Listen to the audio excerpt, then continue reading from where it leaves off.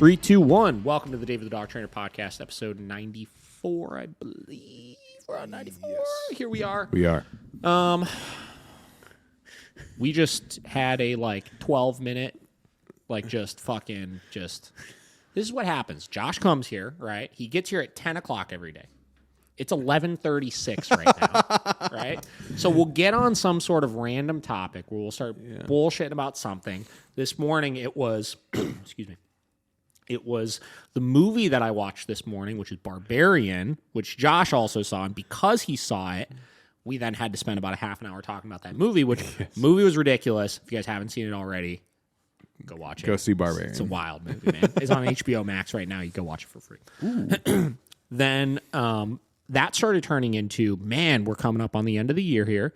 We got some new guests lined up to come on before the end of the year, which are going to be sweet. You guys are going to like them. If we could lock them in, I'm in talks with 4 people right now. Big ones this time. These are big ones. Big. These are potentially the biggest ones. Kind of, right? So define big, right? We had, obviously Sage's Way is hot shit on fucking TikTok. Yeah. Right? We had her as a big guest. I mean, she got 600,000 followers or something like that, right? And we get other people that are big, but these people are big in their own right. So whatever. True.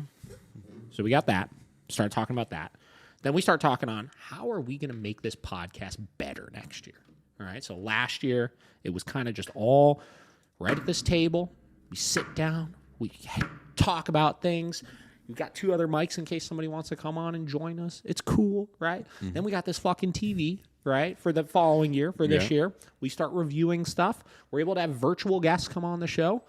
It's sweet, whatever. So we're like, what are we going to do next year? So we sat down. We started discussing some potential ideas for it. That turned into another 20-minute conversation, right? Then we come upstairs, right? We're getting ready. We're like, all right, we got to start filming, whatever. This is 35 minutes ago, right? And we're like, suddenly we start talking about music. And then when we start talking about music, we start getting hype and we start rolling with it. And then 25 minutes goes by and it's like, wow, we've been talking about music for 25 minutes. Yeah. So we've made this mistake so many times. We always say, you know what we need to actually just start doing? What? Is making a no talking policy before we start the podcast. And we just come up here and just as soon as you get here, it's click. We're going. Because then it's we just talk for an hour and a half, and now we got to come up here and we got to talk for another hour about stuff. Yeah. And I know. We're wearing you out. It's just a lot of talking, Yeah. So whatever. So, Josh, what's new? What else is new? Anything? Not really, particularly. Yeah, last week was very uneventful. I was supposed to do a couple shoots, and they all got rescheduled for later dates. So Bummer. Yeah, just cleaned the house. We made some chicken noodle soup last night from scratch. Yeah, I love a good homemade chicken noodle. It just felt like the right time. It was a little nippy outside. Yeah. Time to get some nice warm soup, but so that was very, very uneventful. I'm sorry, everyone, but chicken noodle soup was banging. So. I think Kate told me yesterday she's making this banging protein pasta this morning or this afternoon, right? Because we're kind of getting that weather, right? That comfort food, right? Eat some good stuff, So we're probably gonna be having some of that. But yeah, dude, I love soup season. You start hitting that point where it's we get the soups, make a little tomato, make some pasta sauce, have some pasta. Oh yeah. A little hot cocoa too. Yeah, for sure. Okay, cool. So, not a whole lot new on my end. We're training dogs, whatever. So we're gonna find some things to talk about today. So, today's gonna be kind of random again. We got a couple miscellaneous topics. We have a bunch of questions and comments and things like that are coming through on YouTube lately. Right? We got a new listener that's been asking a lot of good questions, obviously, and then. Just in general, the YouTube channel has kind of been slow and steady growth, right? So we're getting new people listening, new people commenting on the things and stuff. So I want to break down some of those questions and just kind of get into, again, new things going on in the dog training world right now, right? So a couple episodes ago was talking about, my wife and I have been watching The Dog Whisperer, right? The OG Dog Whisperer. We even played a clip of it on here a couple episodes ago, right? They took it off Disney Plus. I'm so sad about it. What? There was 5 seasons of it. We were almost done with watching all of them, and they took it off, man. And the reason why they took it off is because he got this new show, right? better human, better dog, whatever, you know, and it's just not the same. It's not the same, right? It's still, there's some good episodes in it, you know. There was one we watched last night with his French bulldogs just terrorizing his house. It was pretty good. It was like a whole episode on that case study, but it's just not the same. You could tell, like, dude, what I liked about the original Dog Whisperers, it was so raw and real. It was real, man. And again, that's what caught Caesar so much flack in the first place, is he's out here freaking karate chopping dogs and like fucking, you know, all over the place and like, you know, being straightforward and blunt with owners about stuff and bringing dogs to his center, and he's fucking trading dogs with people and stuff. You'd be like, hey, you can't handle this dog, I'll just keep this dog, and then you take this one. Like, dude, there was so much random ridiculous shit that happened on that show, and it was so entertaining, right? And again, this one's good, but he's just PC'd it so much, dude. It's so much like more like foofy and like nice, and they don't really show as much as they used to. And like little details, like, let's see if I catch some flack with this one, right? I noticed this. I watched this. There's two. They just came out with the second season. We finished the first season. We're kind of working through the second season right now, and I just had the realization that he refuses to call dog owners anymore, right? So he refers to dog owners as pet parents. Again, PC, right? He's trying to be politically correct. Supposedly you're not allowed to own dogs anymore, right? That's like inappropriate, I guess. Whatever, right? So that's like like little things like that, right? Like, so going as far as, and you could even tell, like, the reason why I noticed it is there were certain clips where he almost said dog owner, and then you could hear it in his voice how he changed it to pet parent, right? Or I think at one point he almost accidentally said like pet owner, and he's like parent. Pedo parent. Pedo parent, right? So he's just trying to like be nice about everything, and like, again, it's like I get we all evolve and stuff, right? I get we try to be nicer and stuff, you know, like he's big on the Halties now and stuff, probably because, again, a lot of the flack that Caesar used to catch back in the day was, you know, these dogs had prong collars on, choke chains, slip leads, whatever collars the owners were using at that point. And he got a lot of slack because people were saying, you know, he's choking dogs with them and this and that, so the Haltie is a nicer tool, right? You know, but it's interesting because even though he gives these owners like Halties and all of them, he still does a lot of his work on a slip lead. You can tell he still wants to go back to the slip lead for it. So it's just like so fluffed now, you know? And then like the situations that he has the owners practice, like they're nowhere near as real life as they used to be. He's not really going into the weeds of things and addressing problems like he used to. So I don't know, man. I'd give it like a 6 out of 10, the new show. You know, OG Dog Whisperer was like 10 out of 10, good, entertaining, and fairly real shit, right? This one, like 6.5 out of 10. It's still entertaining, but as a dog trainer that like grew up watching his first show, right, and really liked his first show, it's just a big downgrade from it. You know? Well, and when the Dog Whisperer came out, there was early 2000s. That shit was wild. There was nothing like it on TV, and that's why it like captivated everybody, because we were like, "Whoa!" And it was entertaining but highly educational at the same time.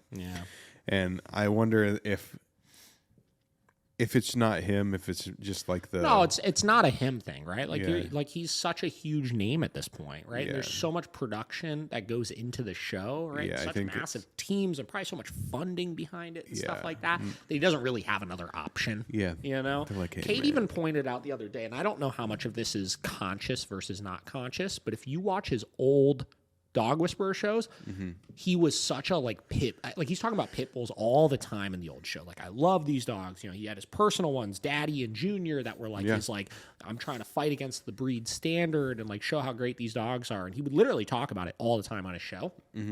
We're watching it, and Kate yesterday is looking. She's like, I don't think I've seen like a single pit bull like this entire show. Right? It's like even his personal dogs he uses when he does his socials and stuff like that, like they're not out anymore. You know, he doesn't really bring them to the forefront like he used to, you know? And I wonder, again, I don't know if that's a conscious thing or it's just the way that it kind of worked out or what, but it seems very deliberate that like you really struggle to actually find one in the show. You know? Which I thought was kind of interesting and a little disappointing, you know? You know, we talked about on the Pitbull episode, we were talking about the Tennessee case. We talked about, you know, pit bulls in general and our opinion on them and the breed stigma that they get and how much of it is valid versus invalid and stuff like that. But like, I do think that Caesar was doing some good work by being a big advocate for them in the past, right? Yeah. And that seemed like it kind of went out the window. So I don't know. It's all right. And this goes hand in hand with, getting to some of the guests I'm trying to get on, right? See, this is what happens. When we start talking, then I start getting ideas. I'm rolling with things, right? So, some of the guests I'm trying to get on, it's hard as I'm looking for people to bring on the podcast because call me, judgmental or an asshole or whatever you want to call me. But like, there's just most of the people out there that have like these big reputations or names on social media and stuff like that, I just don't like their training. Right? It's just fact of the matter, right? Like I'm not into their training. Yeah. And the reason for that is because so much of it is fluffed for the sake of views, for the sake of getting attention, right? Things like that. Whether these people, you could tell, like, agree with the things they're putting out or disagree with it, or maybe there's more behind the scenes or not. I hate the fakeness of social media, and especially social media dog training. Yeah. You know what I mean? Like, it drives me crazy. And I loved the Dog Whisperer because it was so not fake. It was so raw in real life, right? Some of these other guests that I'm talking about that I'm trying to get on that are bigger names, like, these guys show, like, raw, actual dog training. And again, we could disagree or agree on certain aspects of what they're doing, but they're still showing the real shit, right? And, anymore, if you do that, like, you catch so much flack. Like, some of the people we're thinking about getting on that have these massive followings are very controversial figures in the dog training world. And so much of that has to do with not that they're doing anything wrong, but the fact that they just show everything. You know what I mean? Like, they're showing the actual real life rehabilitation process with some of these dogs. Yeah. Right? So, I don't know. That's kind of my opinion on that. We should get Caesar on here. Dude, I was thinking about that the other day. Like, he's been on some people's podcasts before. Like, there's this guy, Steve Del Salvo or something like that. That's in New York. And Steve's like, whatever. He does his podcast. He's got like maybe like 20,000, 25,000 like followers on Instagram. So not like a ridiculous amount, not that many more than us. And he's had Caesar on, but he also used to work at the DPC, I'm pretty sure, So I think he's got like an in, right? But I've also seen Caesar on like other platforms doing like live coaching and stuff too. So I thought about shooting an email over. Hey, you should do it. Huh? That could be. Come on. I don't know. You want to come on. Yeah. Next year's goal right there. Caesar. Go fly out there and then do it with him. Yeah, right on the ranch. Right on the ranch. With the llamas in the back. So whatever. So I still recommend everybody check out the show. Like I said, for entertainment purposes, it's fine. But be very aware of what you're watching and how much of it is fluffed, right? And as you're watching people just in general online that have these big followings, really like see how much of it is actually like just us just BSing and throwing fancy words out there and maybe showing something that looks really nice and like not really talking about the in-between at all versus people that show the process. Like a trainer that I was following, I saw a video just yesterday of actually somebody I'm trying to get on the podcast I'm in talks with. And he posted this video and it's with like a Rottweiler, right? And the Rottweiler likes to chase cars, right? And this is somebody that, again, I like their channel, but originally the first time I saw this person's channel, I was like, it felt a little like kind of show-offy, just like kind of like, a lot of stuff with your personal dogs and things like that, whatever. You know? So I kind of I didn't really know until I started digging into it, like how I felt about this person. And he posted a video the other day that was like legit, dude. It was literally this clip of this Rottweiler likes to chase cars, and he had the dog on a leash and prong collar, and he walks the dog near the street, and a car goes by, and this dog goes to lunge at it, and he just pop, right? Just big leash correction for it. The dog's like, oh shit, right? It turns around, like looks at the guy. And the guy's talking about it. He's like, I think he literally said in it, he's like, that's the kind of shit that gets a dog fucking hit by a car. Yeah. And I watched that video and I was like, that's the kind of stuff that I want to see. And that's the kind of stuff that owners need to see, right? Because then he showed 2 seconds later, the car drive by again. And guess what? The dog was like, nope, backed up, right? He's like, I'm not going near that car. That car bit me, quote unquote, right? And it's like, that's the real life stuff, right? And then on the flip side, again, you see the foofy fake stuff of people that are like, oh, yeah, this dog has car reactivity. And then they go and take the dog, 45 feet away from the street. And they're like, look, we have to desensitize them and use all these rewards and this and that. And it's like, no, just don't chase the car. Yeah. Don't chase the car. Safety, right? If you chase the car, you can get hit by a car and you can die. Yeah. Right? And it's like, people just I don't think people realize that. Right? And it's so annoying when you just like look around social media and I just see that over and over again.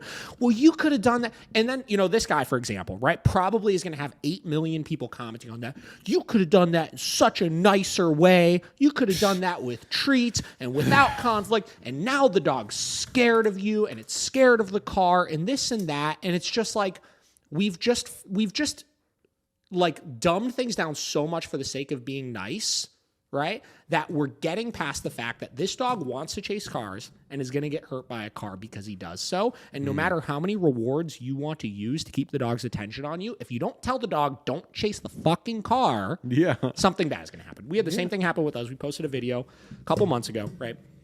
And it was a video where I was talking about creating basically like an invisible fence at the gate, right? And this client, right, to give everybody context of it, right? This client has a German Shepherd, right?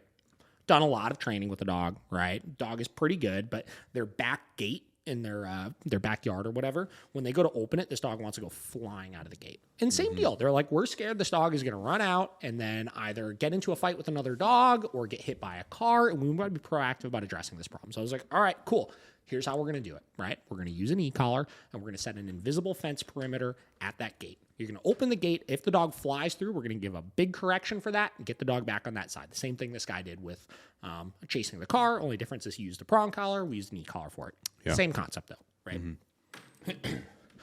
So we posted that, right? And first off, like this method works like very, very well, right? It will create a perimeter. The dog will understand that gate open, gate closed. You just don't cross this line.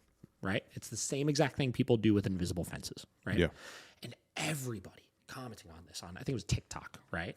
All these like trainers, right, that are just like, do you really believe this is the best way to teach that? I think that's what they ask. Do you really? You actually believe? Like you're either just oblivious to it or you're dumb or this or that. And like just people like commenting all those things. And it's like, yo, I care that dogs don't get hit by cars. Yeah. I care that dogs don't just like run away. I care that dogs don't break out of your fence and go and like knock down some old lady trying to walk down the street. Right. Like I care about all those things. And this method will stop that from happening.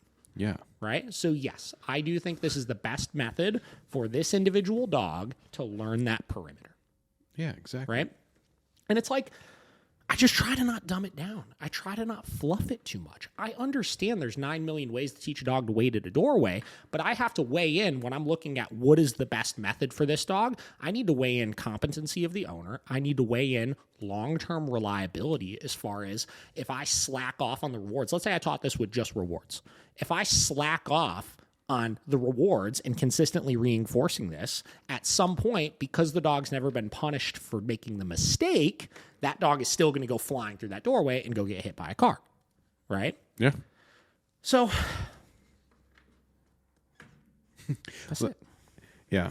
I mean, I think that's to your point, I think that's why the dog vlog is actually become so popular recently with a lot of people, because you don't fluff it. Like everything that is shown in there is what happens every day. You know, there's no, oh, well, just magically we got here. Like, no, this is the process, and this is the, it may be hard to watch, but this is what we need to do. Yeah. And the other thing that's interesting about it too, is like, it's not even hard. Like when people have these associations with like corrections being these like terrible things we're doing. And in most cases, there's so little conflict involved in it. Oh, yeah. You know what I mean? Like if you watch the vlog, you'll see if there is a dog we need to do that method with, that it's not like it's not like these dogs are like being like excruciatingly like murdered on camera or anything like that. Right? It's like we give a clear non-confrontational correction to them for it, and then we show them what we want them to do. And the other thing interesting about it too is like,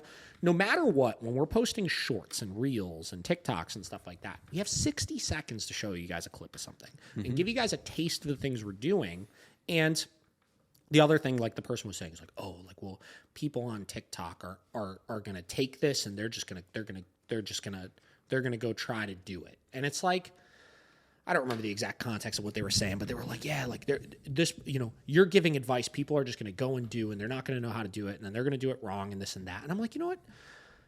the clips we put on, if somebody actually follows the advice that was given in that 60-second video, it's going to work still, right? Yeah. And if they do it incorrectly, there's not going to be any sort of like crazy long-term like fallout or anything from it.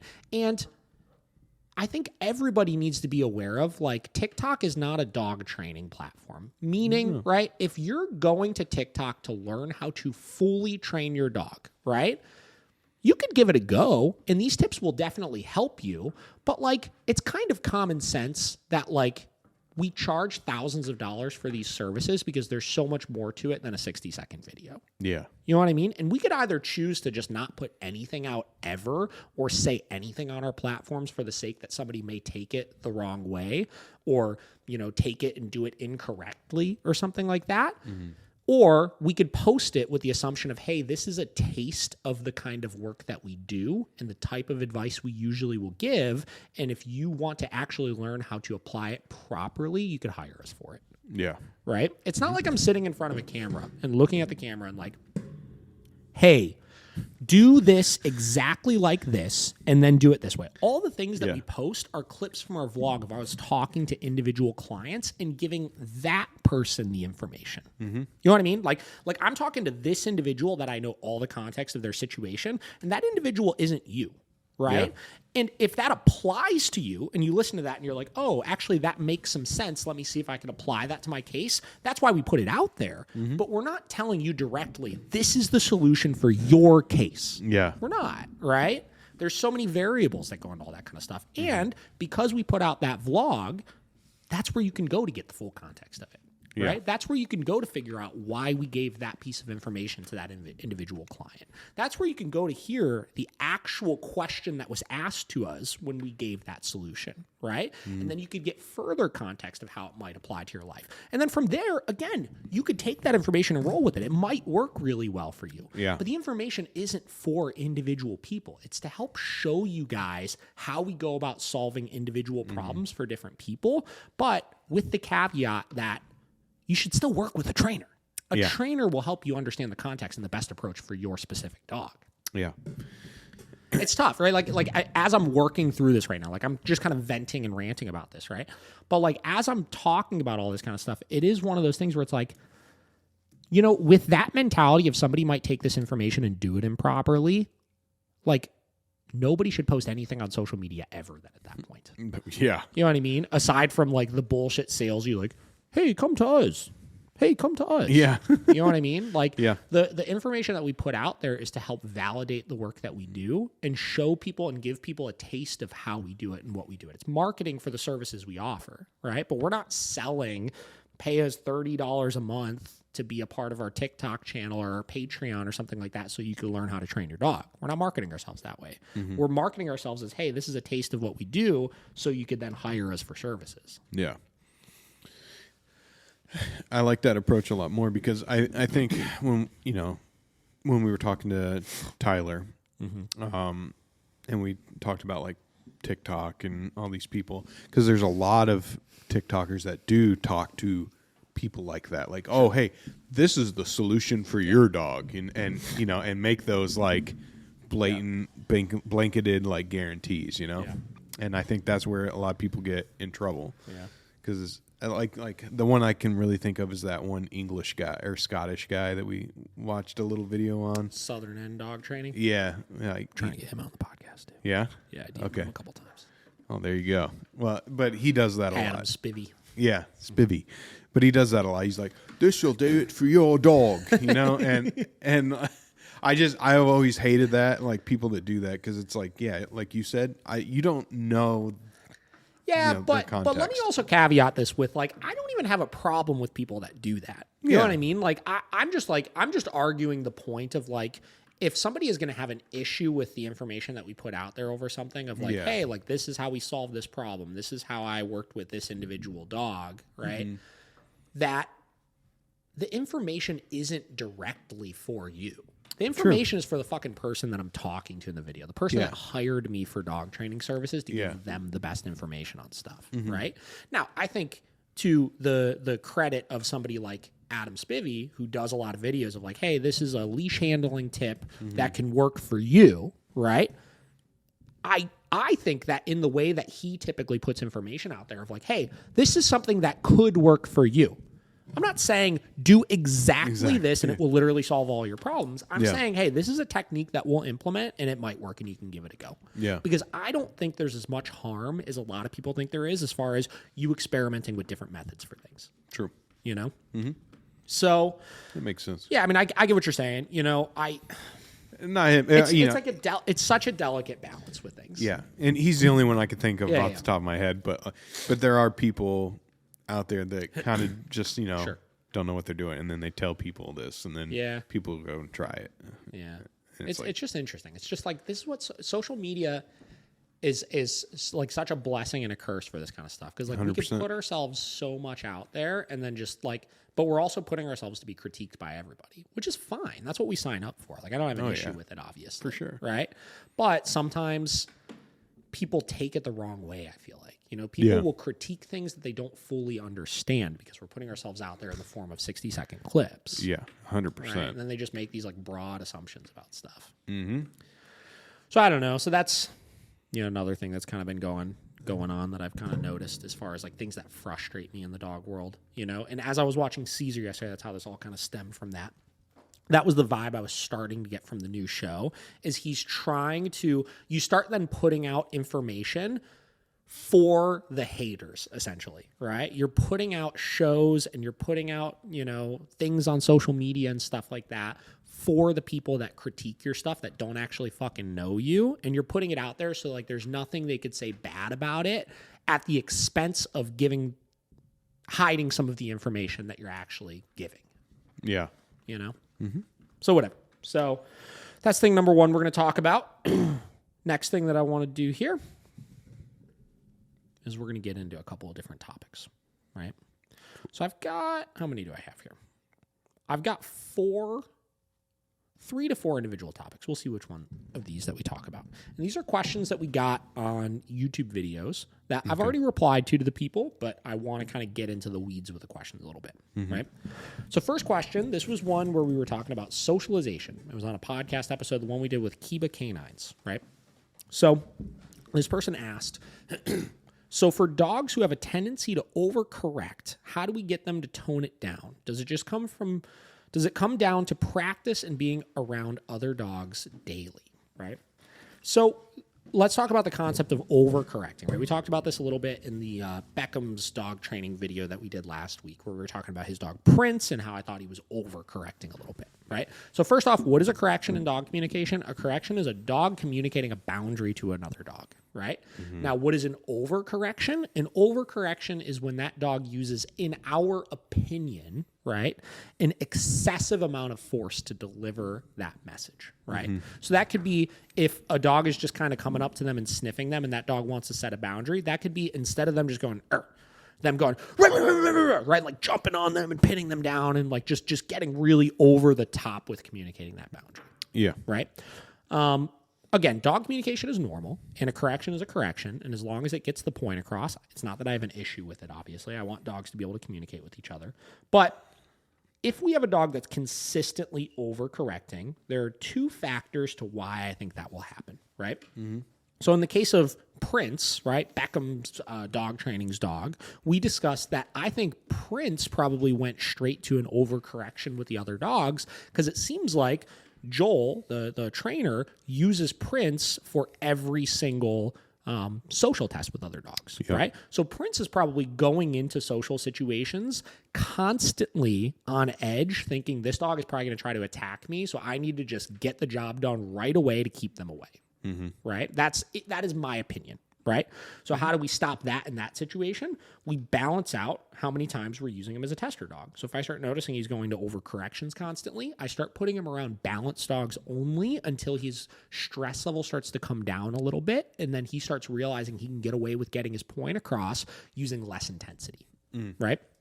So that's one way we'll see it happen. And we see this with trainers' dogs a lot. Like I remember even Vera. Vera was kind of my tester dog for a while when I first started getting into dog training, where I would use her every time I would want to see how another dog is socially, right?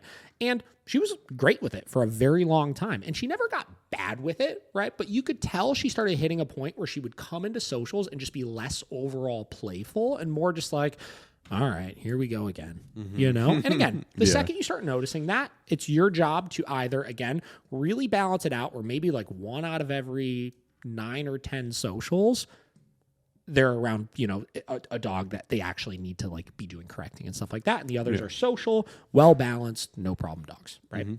Or a lot of trainers, once they see their dog hit that point, they'll kind of retire them from being the social dog. We'll see this sometimes with dogs that just get older. Some dogs get older, they get a little more crotchety, they get over constantly being around these unbalanced dogs.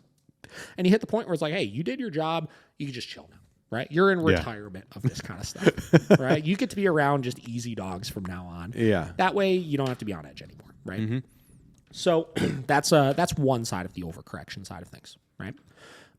The other side that we'll see is dogs that are just unbalanced for whatever reason. Let's say they got attacked on a walk or attacked at a dog park or something like that, and they just immediately go on the defense and start just trying to get dogs before they get to them. It's a similar concept. We want to make sure first and foremost that dog is around only balanced dogs moving forward, right? So that way we don't validate in their head any of the thoughts they're having of like, these dogs are going to be coming after me. These dogs are going to be coming after me. Additionally, if we're having balanced dogs are going to be receptive to corrections in a way that unbalanced dogs aren't. So let's say this dog does correct them or overcorrect them. Those dogs are going to be like, all right, bro, it's cool. And then go and do something else. Yeah, right? Exactly. And as we put that dog consistently that has this like quote unquote trauma around other dogs, right? Where they really think something bad's going to happen. As the bad thing doesn't ever happen. And 2, they start seeing that their corrections are working. Their stress level starts to come down a little because they start feeling a little bit more in control of things, right? And as their stress level comes down a little bit, what happens is when they go to correct, the corrections are slightly less intense. And they start realizing if corrections are on a scale of 1 to 10, if the overcorrection is a 10, maybe the next time they need to correct, they correct at a 9. And then they realize it worked. And then the next time they correct at an 8. And they realize that worked. And then it goes down to a 7, et cetera, et cetera, et cetera. In some cases, if it's more than just an overcorrection and it's them actually trying to like attack or go after the other dogs or injure the other dogs, again, that's where we would step in and apply an actual correction for that behavior to help them bring it down a little bit. Because let's say 10 is the highest overcorrection where it's still safe. Let's say 11 is them actually going after the dog. Okay. Right? If they do an 11, obviously I have to step in and discipline for that. And that discipline, the dog will still be uncomfortable around the other dogs, but that might bring it from the 11 down to an 8. Yeah. Where then it starts turning from, instead of an attack, it just is an overcorrection then at that point, and then we could start that process of teaching them to bring it down. But the key is knowing the dogs that you're putting your dog around. That's the biggest thing that creates these issues in the first place, is you constantly socializing your dog in improper places with dogs that you shouldn't be socializing your dog with. Yeah. Your dog doesn't need as much socialization as they think. And as long as you make sure that you're doing less socialization and that less socialization that you're doing is around good dogs, you shouldn't run into a lot of issues with this. Yeah. All right. So that's topic 1. Yeah, that was just from experience when Devin used to work at the daycare.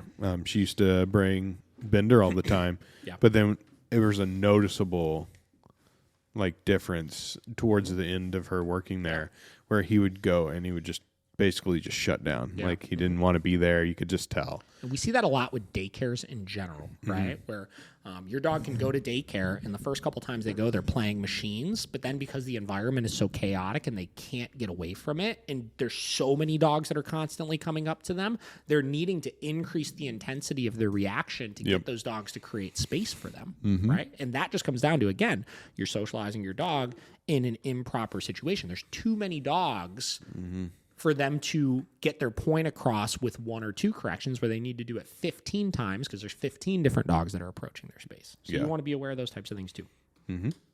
Okay. Next question. All right. This one's a little, we kind of made a post about this earlier, right? So this is kind of the age-old saying of correcting or punishing for emotional state. So this person said, how can you reward or punish for known behaviors but non-emotional state? We can inadvertently reward emotional state, though. So much easier to give them a job and then hold them accountable for that. Whatever.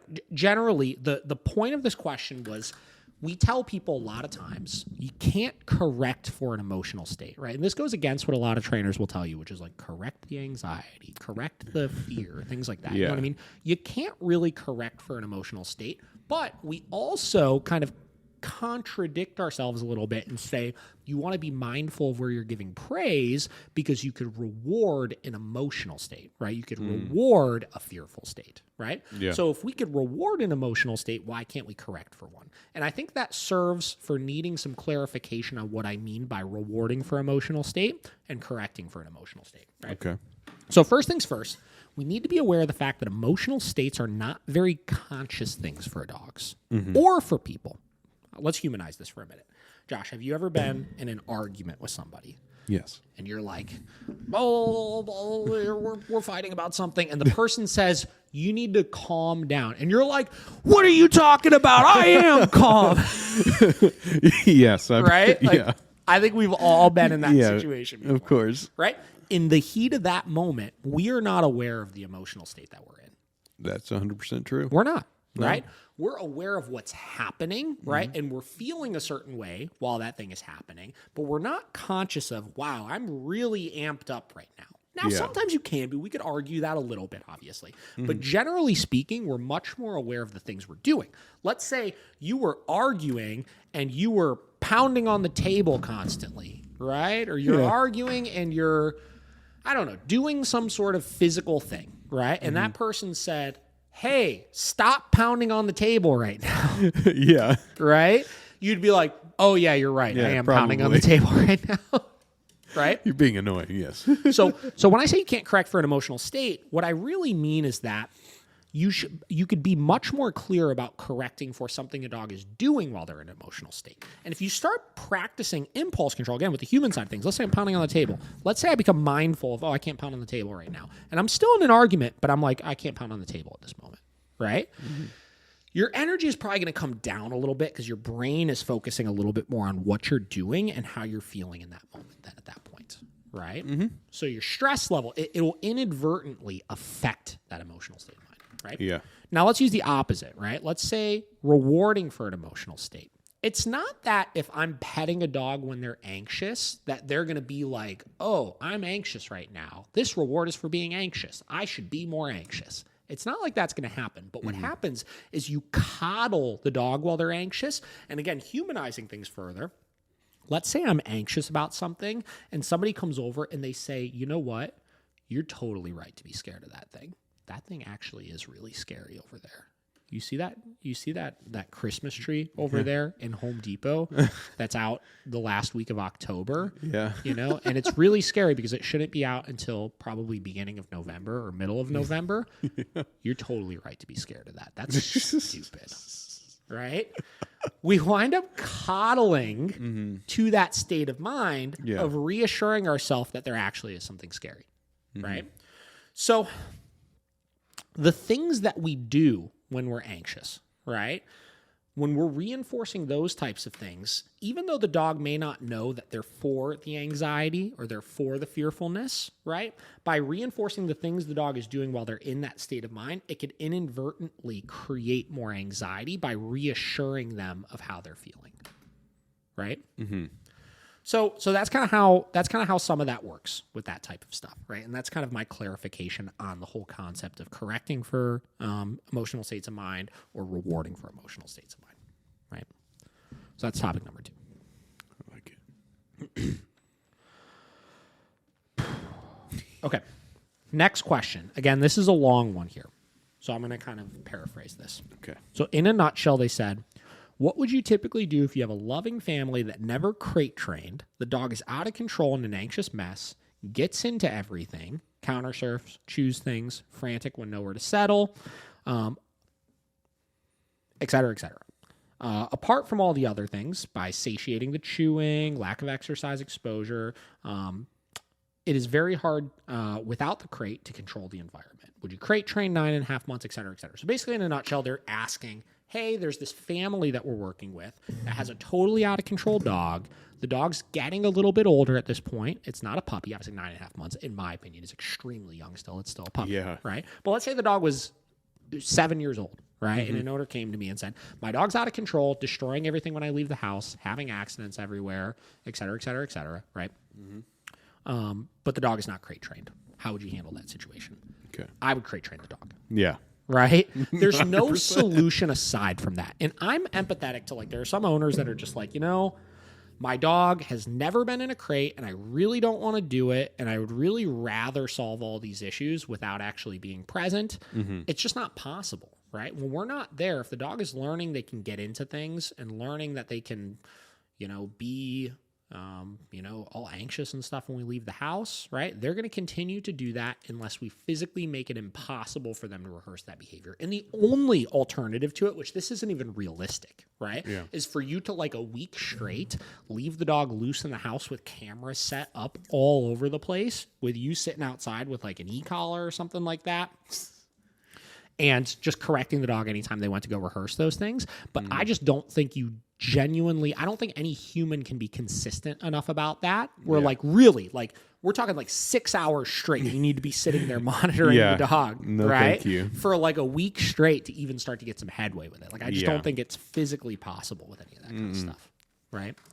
So again, we have to crate train the dog. Now, sometimes we'll have people that call us and they're like, the dog is 6 years old, they've never been in a crate, and they break out of a crate every time I put them in. Like, how do I handle it then? And the only solution for that then at that point is you're going to have to save up some money and buy a crate that the dog can't break out of. Right? Yeah. We've had to do this with a couple of dogs before, where the dog is just being so destructive in the home. They're extremely destructive in the crate as well. They'll break out any type of crate you put them in. And I told them, I was like, listen, man, I was like, you're going to have to do training, obviously, with this dog, but additionally, you're going to have to drop $1,000, $1,500 on this crate as well. And the positive is you're going to have that crate forever. It's going to be a high-quality product, obviously, that you can use for your next dog. Yeah. But that's going to be your only solution, because we need to make it then physically impossible for the dog to break out of the crate. Again, unless you're going to be able to spend 2 weeks straight watching the dog every second that they're in the crate with an e-collar. So if they start pawing at it or trying to push it open with their head, you can correct them for it, which, again, there may be somebody out there that's able to do that. I have not experienced it. Right? I think that I know myself and I know most of the people I work with, and I think that's going to be like nearly impossible to do. Oh, yeah. So that's topic number 2. Crate train your dog, regardless of what the age is, if you're having destructive behaviors in the house. There is no alternative to it. Sorry. I guess a quick one. What would be a couple of kennels that you would suggest for people? Okay, so depending on the size of the dog, Roughland kennel is going to be your most cost-effective option, right? They are a injection molded one-piece plastic crate with a big, thick plastic door that's very hard for them to get their teeth on and damage. And I've never seen a dog be able to actually break out of one before. I'm not saying it doesn't exist, but I've never seen it. Yeah. They also sell a metal plate you could put over the door that makes it so it's literally impossible for them to chew at that door. Okay. So that's one option. The problem with it is they don't make them that big. So even the largest size of it is not super, super big. No. So if you got a bigger dog, you're kind of shit out of luck. I was anti-impact crate for the longest time because they were really expensive. And the very first one I ever bought, I thought was kind of not a great product, right? Yeah. I recently invested in their high anxiety crate that they have because they make it in a they basically make it where you could fit a Great Dane in this thing, right? Jesus. So I invested in 2 of them. They're amazing. Really? The build quality is absolutely phenomenal on it. The size is huge, which obviously you need. I like it so much that I went and bought 10 more of them. We have 12 of them at the facility right now. Wow. So all of our board and trains stay in these kennels. And we got the biggest size one that there is, right? I think it's like a 48-inch crate or something like that. Wow. Thing's really big. And it's significantly taller. I mean, it's probably, I don't even know. It's probably maybe this tall, something like that. Oh, my God, yeah. You know? It is a huge, huge crate. It is super heavy duty. The build quality is phenomenal. It even has a little divider that you can put in it if you need to shrink it up or anything like that. They're expensive though. Yeah. I think they're just under $2,000 or something a piece. Whew. So that was a big check that I wrote for those. Chunk of change there. Huh, well, buddy? In fairness, so I bought the 2 of them and I was like, I really like these. I would like to invest in a bunch of them for the facility. You know, I wanted to upgrade the board and train kennels the dogs were in so that there was something bigger for them. They had more room, but in addition to them having more room, they were secure and that any dog that came in could go in one of these. Yeah. Right? So I was like, I'll probably do it next year is what I said. I got a thing in the mail from them. It was free shipping and 10% off your whole order, right? And it was it was like 10% off. You could order as much shit as you want, right? Yeah. So I did that. Again, free shipping. I think there was no tax on it and 10% off or something like that. I think it saved me like $2,500 or $2,600. Oh, yeah, for sure. Not even including the shipping. It was probably like a $3,000 savings or so. Yeah. So that's awesome. So still big check to write. Yeah, for sure. But it was totally worth it. Oh, yeah. So we use those exclusively at this point. Yeah. So yeah. We still have our Roughlands. We'll use the Roughlands for dogs that are like small, but those are pretty much becoming like the exclusive kennel of Miracle Canine. I really like them. So I would have them for even all of the boarding dogs and stuff as well, but we just don't have enough space to have only those kennels. Yeah. Those are big. They're big. So so those are the ones I like. Last topic here. This is one that I've been asked a couple of times, but this person asked it the other day, and I told him I would try my hardest to talk on it, right? This is kind of a tough one, right? So they said, can we talk about rehabilitation mentally and physically for being attacked by a dog? This is a hard one, because here's the thing, right? I, knock on wood, have never been in a serious situation before involving a dog trying to like truly attack me. Yeah. Right? Now, that could be for so many reasons, right? It truthfully could be that I just have gotten really lucky because I think, and also I think a lot of this stuff happens fairly early in your dog training career, right? True. We could get very impulsive, about how we act around dogs sometimes and not really think ahead of things when we're in those types of situations, right? Which is why I think a lot of this stuff happens early in your dog training career, right? Okay. That being said, I've had a couple of close calls, right? So I remember one in particular, again, early in my dog training career. I've talked about this story a lot. I literally still have the security camera footage of this to this day, right? The first training kennel I worked at, there was a German Shepherd that boarded there all the time, right? And this Shepherd was like, this was a fucking German Shepherd, man. Like, this dog was a bad motherfucker, right? And whatever, he boarded there all the time. We didn't really have a whole lot of guidance and stuff. I was kind of like a newbie there, right? And he would come and stay for like super long periods of time. Like, this dog would come and stay with us for like 40 days, 45 days, like once every like 4 or 5 months, So he would come, and because he was a really serious dog and he couldn't really go out in daycare or anything like that, he kind of wouldn't do a whole lot. You know what I mean? He would kind of just stew and get bored. And this is a working dog that wasn't being challenged mentally or anything like that. And I'm a new trainer. I probably have been training dogs for maybe a year at this point, something like that. And I remember one day I was getting ready to leash him up and to take him back to his kennel. And I clipped this leash on him, and he just lunged at me, man. Like, just jumped right at my face, right? And I was able to, it's like I clipped the leash, he lunged, and I was just like, whoa, and just like caught him, right? Yeah. He's a big dog, right? And I caught him, and I'm like holding him away, and I'm like, I remember my brain being like, oh my God, like, what do I do, right? Like, what do I do now? And it was so fast, right? It was so fast. So I did that, and I start just kind of like spinning around because I'm like, if I stop and I'm stationary, right, this dog is going to jump back up and be able to get me again. Like, I'm not strong enough to just like hold him in one spot like this. He was too tall for it, frankly. So I start kind of spinning, right? So I could kind of spin him around a little so he couldn't get to me. And I start making my way towards the kennel area while I'm doing it. And whatever, like, I had to stop at one point because like I was like getting dizzy and tired, and like I was like, oh my God, right? And like I think somebody else was there, but they were like outside or whatever. Like, and this all happened so fast, mind you. Right? Oh yeah. And I get close enough to the kennel area. It's very apparent I'm not going to be able to get this dog into the kennel right now. So I wound up I think he actually like, kind of like chewed through his leash or something, right? And that happened. I was right by the kennel area. I ran into the kennel area and closed the door. Right. And like at that point, like he wasn't like trying to pursue me or anything like that. Really, what was happening in that moment was he did not want to go back to his crate. Yeah. He didn't want to go back to his crate. Right. And he told me, hey, dude, you are not going to take me back to my crate right now. Right. And had I not caught him in that moment, who knows what would have happened? Like, I'm sure he would have got me. Right. But like, I don't know if he would have like pursued me and like continued like trying to attack me or anything like that. I don't know. Right. But I'll tell you, after that incident, one, I was definitely a little gun shy for a little bit around some of the dogs, right? And I can't remember what happened as far as like, I don't know if this dog even boarded with us again after that. It was a very weird situation. I'm not going to get into as far as like the owner and why the owner boarded him with us all the time. And the owner kind of like went to jail for a little bit. It was a really weird situation. He kind of knew the owner of the facility that I worked at the time and all that. Yeah. Weird situation. But I don't think he boarded with us again then after that, right? Okay. Or if he did, like, we had like a really clear way of how we were able to get him back into a crate that didn't involve us leashing him up ever, right? Yeah. Still sketchy, but like we kind of like figured it out. Right? Yeah, for sure. And mind you, like in this case, right? Again, this was like an education thing, right? I didn't know how to handle this situation, right? The dog was not in the right by any means, but like he was super understimulated, right? And that's why he ultimately chose to do this. And it was just a sketchy situation, right? And you learn from it, right? And I try to be mindful of like, you know, dogs that have serious issues like that and dogs that you're working with, you put in place more safety protocols. And the only way to really get past it is to kind of get back in the saddle.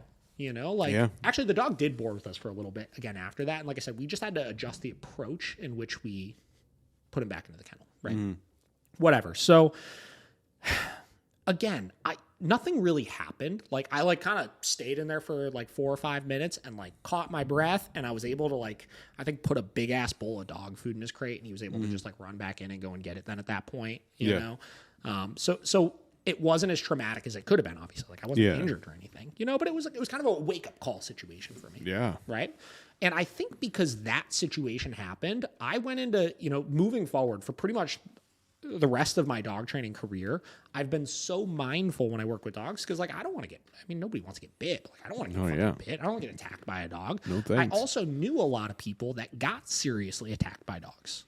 Right? Like I'm talking like really jacked up by dogs, right? And have been in scary situations and just talking to them, man, like it's hard to like some of those people I know, like haven't been able to totally recover from that, right? Like mentally, right? You're around dogs and it's like, if you got jacked up by a dog, it's like, man, like you start becoming very aware of, man, that thing's got teeth. And if it really wants to in a minute, it can overpower me. I think it's a reality check too, when you start being around dogs with aggression issues, like even in a safe manner, if the dog has a muzzle on, you start being aware of how strong some of these dogs are, how fast some of these dogs are. I remember a story one time that Todd, the trainer that I used to go to do protection sports with, told me one time where he had a colleague that worked with dogs and he was in the working dog world, worked with German Shepherds, Malinois, stuff like that, right? And this guy was like a big, like ex-Marine or something like that. Like this was a tough dude, right? Not Todd, the guy Todd was telling me about. I didn't know the guy personally, but Todd's telling me, he's like, you know, this guy always thought, you know, if I ever get into a situation where a dog tries to come after me, he's like, you know, I think I could handle it and whatever, you know, like you know, like you just kind of like, like I could probably handle the situation, like fend him off or whatever. And he said he had a situation where a dog went after him and this dog jacked him up, right? Like I think he like got him real bad on the leg or something like that from what I remember of the story, right? But he's like, I always thought that he could do it. And then like push came to shove and he was like, man, I was fucking wrong. You know? Like, so I think like all these situations, you know, I was put into dog training in this world where like I was able to see so much happen at such a young age or a young point in my career where I really realized like this shit is more serious than you think. Oh yeah. You know what I mean? This shit can be more serious than you think. These dogs are capable of so much more than you think. Yeah.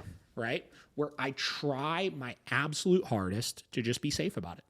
You know, and as you get more experience, you learn how to read dogs better, right? Like all that type of stuff. Like, you know, it gets easier, but like the potential's always there. And you just have to be mindful of that. And I think if you've been in a situation where you got attacked by a dog, depending on the severity of it, you just need to come to grips with like, that is the reality of it. And that can happen. And do I want to keep working with dogs where there's a potential that kind of thing is going to happen again, you know? And I think depending on the severity of it, you could answer that question a little bit more easily, right? If you really got fucked up by a dog, it's like, maybe you want to pump the brakes on it, you know, and let yourself recover. And if you do start training dogs again, set some groundwork as far as, hey, like I'm only going to work with young dogs, or I'm going to work with dogs that aren't as strong. I'm not going to work with power breeds or whatever. Like you could set those rules and there's nothing wrong with that. There's nothing to be ashamed of with that. Yeah. Right. Another trainer I know, it's down in the Tennessee area. I remember I went to a seminar to go speak at and she was talking about working with dogs. She's like, she's like, I'm a little fucking person, like I just don't, I don't feel as confident working through those types of situations, especially by myself, right? That's another thing to factor in, right? Are you doing this shit by yourself? Is there other people around? Yeah. Right? There's so much that goes into that. And I think you need to just look at those types of things. I think you need to ask yourself those tough questions. The only other time that I've been like bit really, I've had a handful of little bites, right? That were like truly like accident kind of situations. Like I'm either breaking up a dog fight and like reach in to go like break them up. And it's like inevitably you're going to kind of get bit in the process, or a dog's got a muzzle on and like I accidentally got my finger in it or something like that. Yeah. You know what I mean? Like there's a bunch of little stuff like that. The only other time that I actually got bit, right, like got the scar on the top of my hand from it, is I was working with this like Malinois Shepherd that I knew had some aggression issues, right? And this was maybe 4 years ago, something like that, maybe a little bit less, 3 years ago. And I just, ego kind of got in the way a little bit, right? And I had a first session with this dog, and I was like, the dog is fine, right? The dog didn't have any problems. And session 2, I'm getting ready to start e-collar conditioning, right? And I'm working. It's in a one-on-one session with the owner.